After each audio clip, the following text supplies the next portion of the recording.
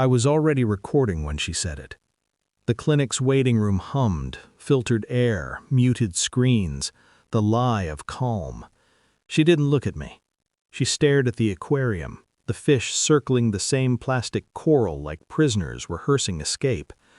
"I swapped your sample," she said, a whisper shaped like a confession, "with his." I felt the word his land and settle, heavy, familiar.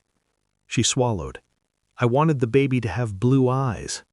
The room didn't tilt. My pulse didn't spike. I watched my reflection in the glass, steady, almost bored. Inside, something old and violent stretched awake, then lay back down, disciplined. "Interesting choice," I said. She exhaled, relief mistaken for safety. The recorder in my pocket kept breathing for me. I had spent years believing in effort, in the quiet math of sacrifice, that if I showed up clean and consistent, the world would meet me halfway. IVF was supposed to be science, not theater. Consent forms, initials, signatures, truth laminated and filed. She filled the silence with reasons, not excuses. Reasons are more dangerous. "He was always beautiful," she said. "It didn't mean anything." I catalogued the tells, the way her hand found her necklace when she lied, the past tense used too early, the certainty that I would understand. I nodded. Not forgiveness. Inventory. I remembered the ex, how his name still floated between us during arguments, how she defended him with an intimacy she never spent on me. I remembered the way the clinic's emails came only to her phone, the way she insisted on handling logistics, control disguised as care. Shock arrived late, like a bill misdelivered. When it did, I didn't open it. I set it aside and kept listening. She was watching my face for damage. I gave her none. I didn't confront her. I sharpened myself instead. I pulled phone records at night, when the house slept and the truth moved more freely. I mapped calls, short, frequent, always after clinic visits. I requested copies of consent logs under the pretense of routine verification, dates aligned too neatly to be coincidence. I learned the clinic's weaknesses: high turnover, overworked lab techs, trust in familiar faces. I ordered a private DNA test, expedited, paid in cash.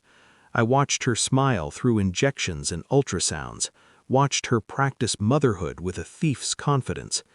At dinner, I asked gentle questions I already knew the answers to.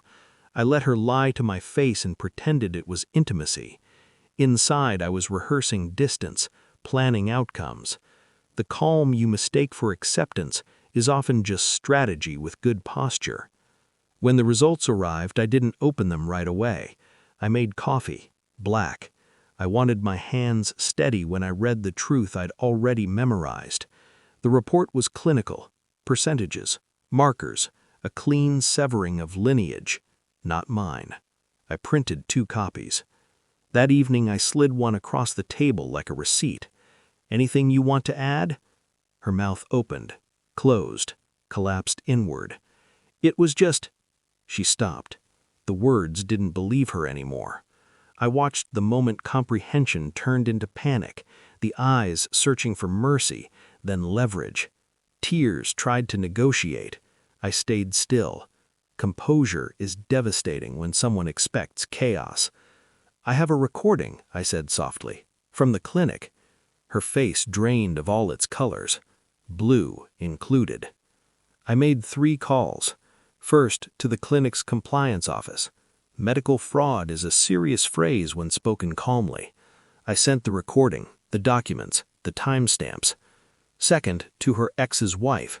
I didn't dramatize. I forwarded the audio. Silence can be an act of mercy or a weapon. I chose precision. Third, to a lawyer. Short retainer, clear objectives. The clinic canceled her cycle by morning. Blacklisted. The email was sterile, permanent. She unraveled then. Bargaining, blame, love offered like a refund. I packed one bag, not in anger, in alignment. "You trapped me," she said. I smiled. You trapped yourself. I just locked the door." She watched me leave like someone watching a house burn from across the street, close enough to feel heat, too far to save anything. I live quieter now.